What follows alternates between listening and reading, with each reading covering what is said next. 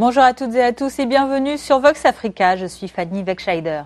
Votre point quotidien sur l'actualité africaine et internationale, c'est tout de suite dans Vox Flash.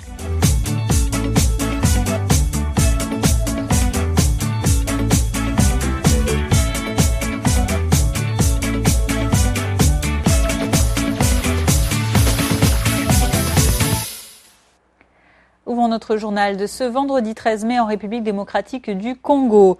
Une manifestation de militants pro-Moïse Katumbi tourne au vinaigre. Mercredi, dans les rues de la deuxième ville du pays, Lubumbashi, plusieurs milliers de sympathisants de l'opposant politique se sont réunis près du palais de justice.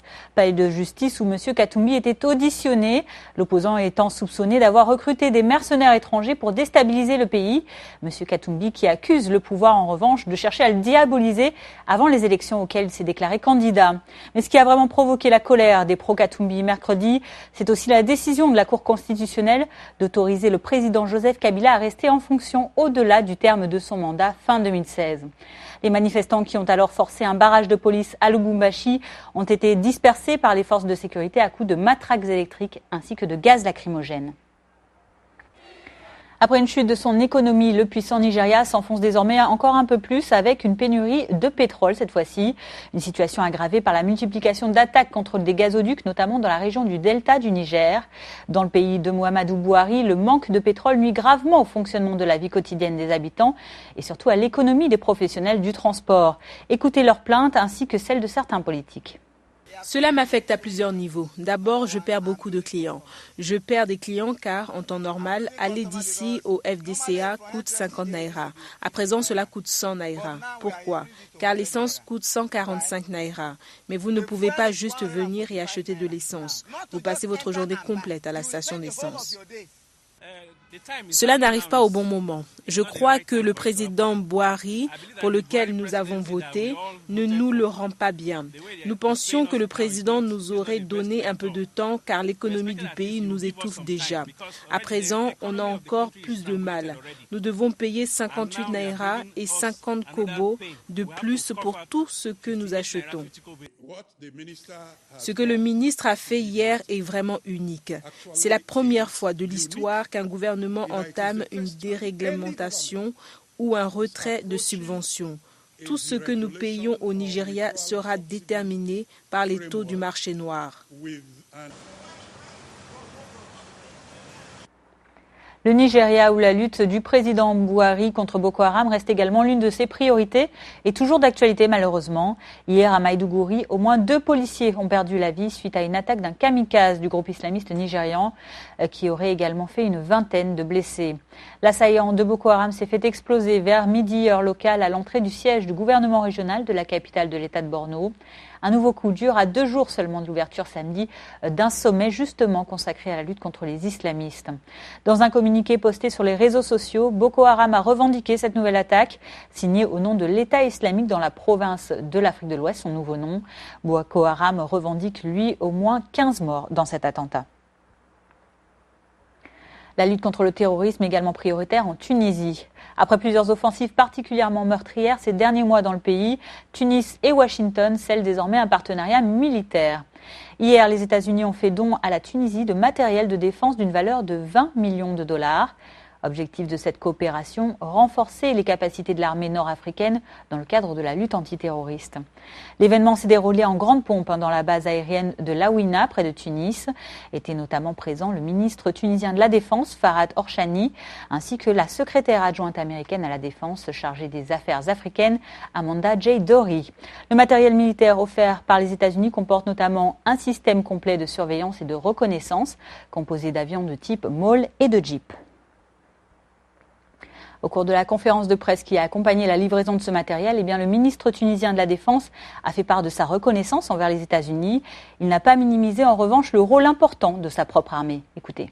La Tunisie, elle compte d'abord sur ses propres forces, ses propres moyens, mais elle compte également sur ses amis.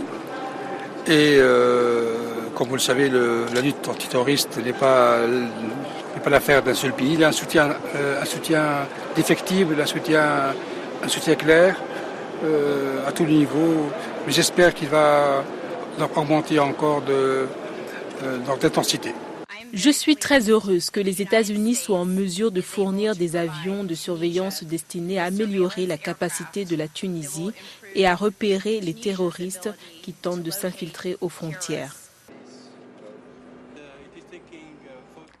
Nous vous en parlions hier soir dans notre édition Vox News.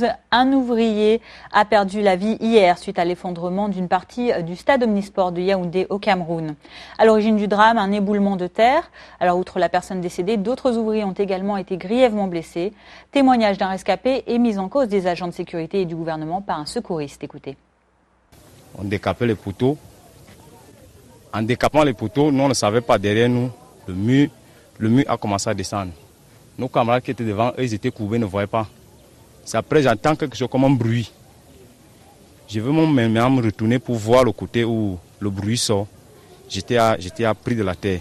Ça m'a frappé jusqu'au sol et ça a couvert toute ma tête.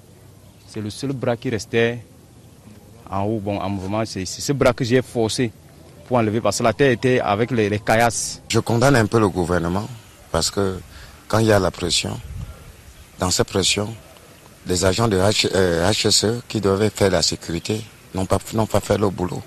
On ne doit pas mettre la pression.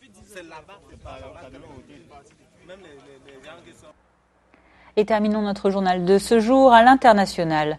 Nous vous l'annoncions hier soir, un vote historique a mis fin hier à 13 ans de pouvoir de la gauche au Brésil, avec la suspension par le Sénat de la présidente Dilma Rousseff. Madame Rousseff qui sera remplacée provisoirement par son vice-président Michel Temer. Une décision en tout cas inédite qui plonge ce géant d'Amérique du Sud dans l'inconnu. Reportage. Ce jour marque à jamais l'histoire du Brésil. Dilma Rousseff est écartée du pouvoir. Un coup d'État pour certains, une victoire démocratique pour d'autres. C'est en tout cas un coup près qui s'abat sur la première femme élue présidente du pays après des mois de tourmente. Accusée d'avoir maquillé les comptes publics en 2014 pour se faire réélire, elle a toujours dénoncé une manipulation politique et refusé de démissionner. Ce qui me blesse le plus en ce moment, c'est l'injustice. Ce qui me blesse, c'est de voir que je suis victime d'une farce juridique et politique. À quelques mois de l'événement planétaire que seront les Jeux Olympiques de Rio, le Brésil change donc de dirigeant et de cap. Michel Temer, conservateur, a formé un gouvernement axé sur le redressement économique. Malgré son impopularité, le nouveau président représente pour les Brésiliens l'espoir d'un changement dans un pays ébranlé par de multiples crises.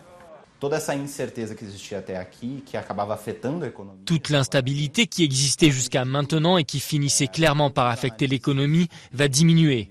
Tous les analystes, y compris moi, pensent que la présidente sera condamnée et ne reviendra pas au pouvoir.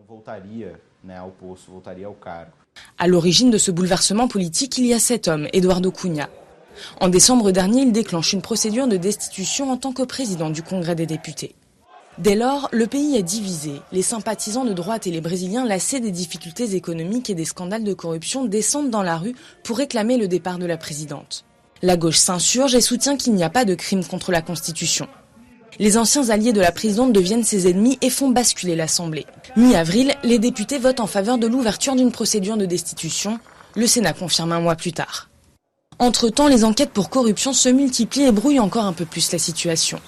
L'ex-président Lula, d'ancien ministre du Parti des Travailleurs, des députés, mais aussi le chef de l'opposition sont dans le viseur de la justice. Michel Temer a jusqu'à présent échappé aux foudres judiciaires, mais lui non plus n'est pas épargné par les soupçons.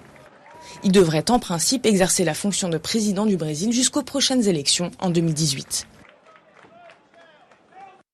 Voilà, c'est la fin de ce Vox Flash du vendredi 13 mai. Merci à vous de l'avoir suivi. Passez un excellent week-end. Quant à moi, je vous retrouve lundi avec grand plaisir pour votre point quotidien sur l'actualité et ce sera sur Vox Africa.